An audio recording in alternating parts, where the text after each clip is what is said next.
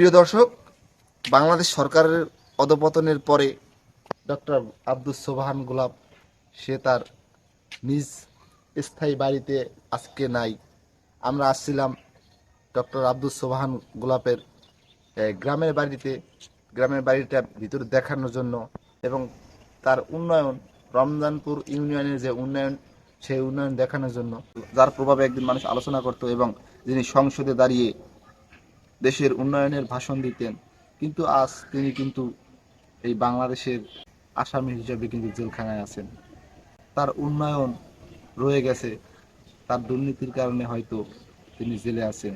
আজকে সেই ভিডিওটি আপনাদের দেখাবো, তার কি কি উন্নয়ন হয়েছে এবং তার বাড়ির পরিবেশটি আমরা দেখানোর চেষ্টা করব। প্রিয় দর্শক, আব্দুস সোবহান গোলাপের যে বাসভবনে ঢোকার সময় এই ব্রিজটি কিন্তু এই তার প্রবেশ পথ দেখেন, এই ব্রিজ দিয়ে কিন্তু সকল মানুষই ঢোকে। এবার এই ছোট ভাই, ভাই এই যে এই এই দরজাটা আটকানো কেন ভাই? এই যে দরজা, এই বাড়িতে মানুষ থাকে না ভাই বর্তমানে? না, মানুষ থাকে না, কিন্তু দুর্নীতি করছে, দুর্নীতি করে তো পলাইছে। কে কে দুর্নীতি করছে? এগুলো শোনেন, এখন জেলে আছে, বর্তমানে জেলে রুটি খেতে আছে। রুটি খেতে আছে? হ্যাঁ, এর সম্পর্কে জিজ্ঞেন না ভাই, অন্য সম্পর্কে জিজ্ঞেন, অন্য মানুষ সম্পর্কে। ছোট ভাইয়ের কাছ থেকে জানলাম, ছোট ভাই বললো যে এই লোক নাকি দুর্নীতি করছে, দুর্নীতি করার কারণে সে নাকি আজকে জেলে আছে। এখানে বাড়ির প্রবেশ পথে আটকানো দেখলাম। তার যে বাসার পাশে একটা ছোট খালে দেখেন অনেক সুন্দর করে বাঁধ দিয়েছেন। আমরা আসছিলাম দেখানোর জন্য, গেটে তালা মারা আছে।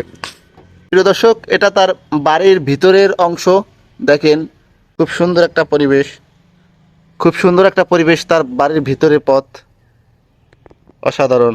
আমরা ঢোকার চেষ্টা করেছিলাম, চারিদিকে কিন্তু ওয়াল করা, অনেক উঁচু ওয়াল দেখেন। আমরা কোনোভাবেই ঢুকতে পারতেছি না, কারণ তার বাড়িতে আটকানো, তারা কেউ থাকে না, সপরিবারে দেশান্তরিত হয়েছেন এবং তিনি বর্তমানে জেলে আছেন। আর তার ফ্যামিলি হয়তো আমেরিকায় বসবাস করতেছেন। তার ছেলে সন্তান সহ তার আত্মীয় স্বজন কিন্তু কেউ এখন বর্তমানে গ্রামের বাড়িতে নেই। তার এই সুন্দর পরিবেশ তার আজকে বাস অযোগ্য হয়ে পড়েছে। এই পরিবেশ তার নিজ হাতে গড়া যে বাসভূমি, কিন্তু সে আজকে বসবাস করতে পারতেছে না।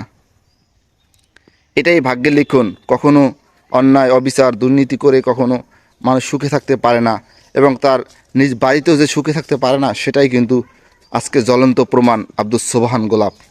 উন্নয়নের কিন্তু ধারা কিন্তু তার বাড়ির সামনে যে খালে কিন্তু বয়ে চলেছে দেখেন। এটা কোনো নদী নয়, খাল এত সুন্দরভাবে বাঁধ দিয়েছেন যেন কখনো কাদামাটি দেখা যায় না।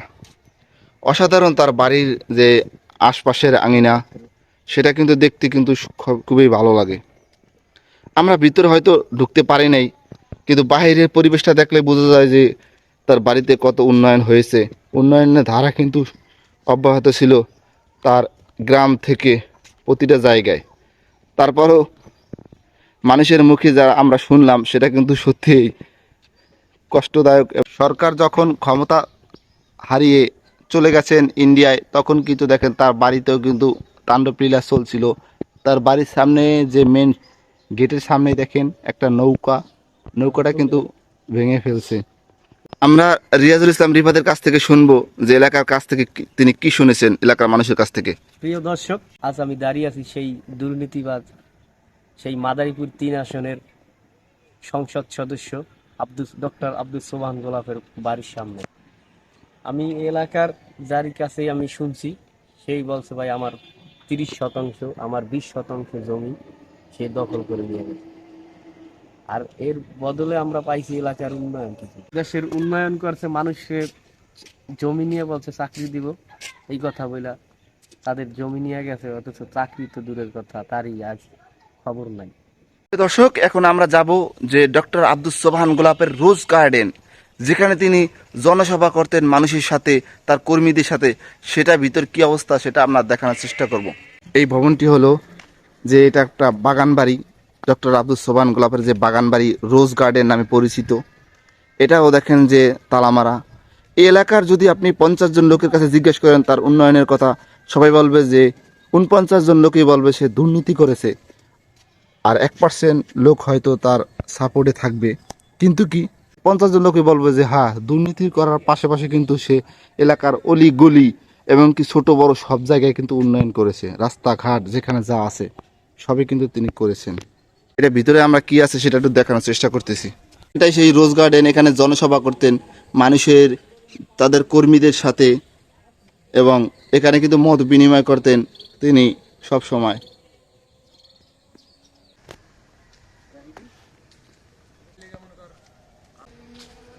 মুক্তিযুদ্ধ স্মৃতিসৌধ ডক্টর আব্দুস সোবাহান তার এলাকায় করেছেন। দেখেন, ডক্টর আব্দুস সোবাহান গোলাপ পলিটেকনিক্যাল ইনস্টিটিউট কলেজের প্রধান গেট। শুরুতে আমরা কলেজের ভিতরে ঢুকে তার মাঠ প্রাঙ্গণগুলো পরিদর্শন করতেছি। দেখেন, খুব সুন্দর একটা পরিবেশ। কিছু বছর হয়েছে যে এই কলেজটা নির্মাণ করেছেন, এখনো এর কাজ চলমান চলমান গতিতে তিনি কিন্তু কাজ চালিয়ে গিয়েছিলেন সেই রমজানপুর উন্নয়নে। তার কিন্তু যে নাম রাখার জন্য তিনি কিন্তু অনেক কাজই করেছেন, যেটা হলো স্কুল, কলেজ, হাসপাতাল সব দিকে কিন্তু তার নজর ছিল, যাতে করে মানুষের কাছে বহু বছর পর্যন্ত তিনি পরিচিত হয়ে থাকতে পারেন। এই যে দেখেন, 1971 সালে মহান মুক্তিযোদ্ধার জাতির শ্রেষ্ঠ সন্তান বীর মুক্তিযোদ্ধা আব্দুস সোবহান গোলাপের ছোটবেলার যে ছবি, হয়তো এটাই সেই অঙ্কন করেছেন। এটা জাতীয় স্মৃতি শহীদ স্মরণে শহীদ মিনার করা হয়েছে।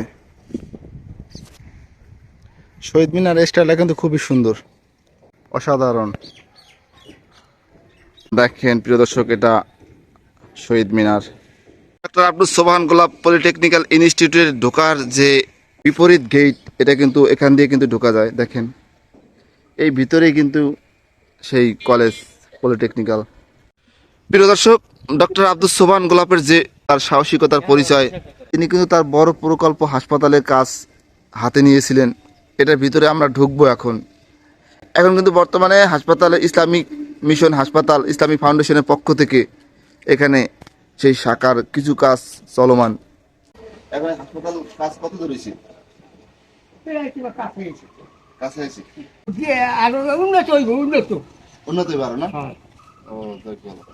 ডক্টর যেটা হাসপাতালে ছিল হ্যাঁ, বড় হাসপাতাল। এই হাসপাতাল কাজ কি বন্ধ আছে বর্তমানে? কাল কাল বন্ধ গেছে, পরীক্ষা বন্ধ হয়ে যায়। হাসপাতাল চালু দিবে কবে, এটা আপনি জানেন কিছু? না না, এটা হাসপাতাল হয়েছে কালে যথেষ্ট খুশি।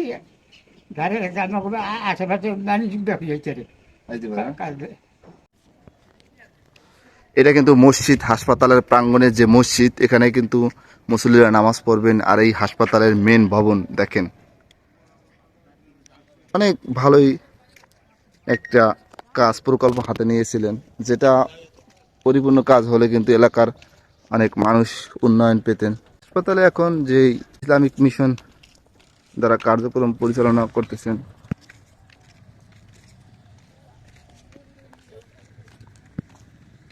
এটার ভিতরের পরিবেশটা কিন্তু খুবই ভালো। দেখতে কিন্তু মনে হয় যে এটা স্মার্ট গ্রাম।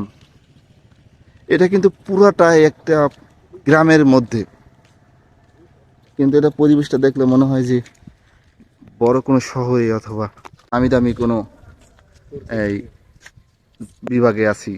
এলাকার মানুষ বলতেছে যে এটা যদি উন্নয়ন হয়ে যায় তাহলে আমাদের জন্য অনেক উপকারে আসবে। আমাদের দূর দূরান্তে যেতে হয় চিকিৎসার জন্য, এখন এই হাসপাতালটা চালু করলে আমাদের আর কোথাও যেতে হবে না, এই গ্রামেই আমরা চিকিৎসা পাবো। দেখেন,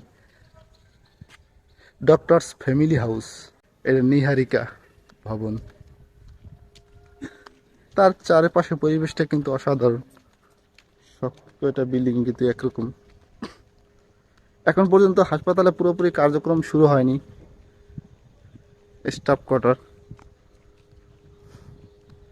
আমরা যেটা জানলাম সেটা হলো,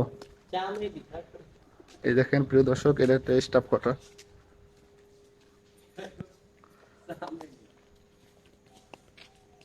দর্শক, আজকে আমরা যেখানে দাঁড়িয়ে আছি, এই প্রকল্পটি কিন্তু মাদারীপুর জেলার কালকিনি থানার রমজানপুর ইউনিয়নের ডক্টর আব্দুস সোবহান গোলাপের হাসপাতালের প্রজেক্ট। তার উন্নয়নের যে ধারা সেটা দেখেন, এই হাসপাতাল দেখলে বোঝা যায় যে তিনি এই গ্রাম একেবারে একটা নিম্ন স্তর গ্রামে যে এত বড় প্রকল্প, ভাবা যায় যে কত বড় একটা প্রকল্প হাতে নিয়েছিলেন, মেগা প্রজেক্ট। এই হাসপাতাল যদি কার্যক্রম শুরু হয়ে যায় তাহলে কিন্তু আশপাশের গ্রাম থেকে কিন্তু চলে আসবে ডাক্তার দেখানোর জন্য। তার স্কুল, কলেজ, হাসপাতাল এবং তার নিজের বাসভবন সবকিছুই কিন্তু উন্নয়নের আকাশচুম্বী, এটা আমরা দেখতে পাই।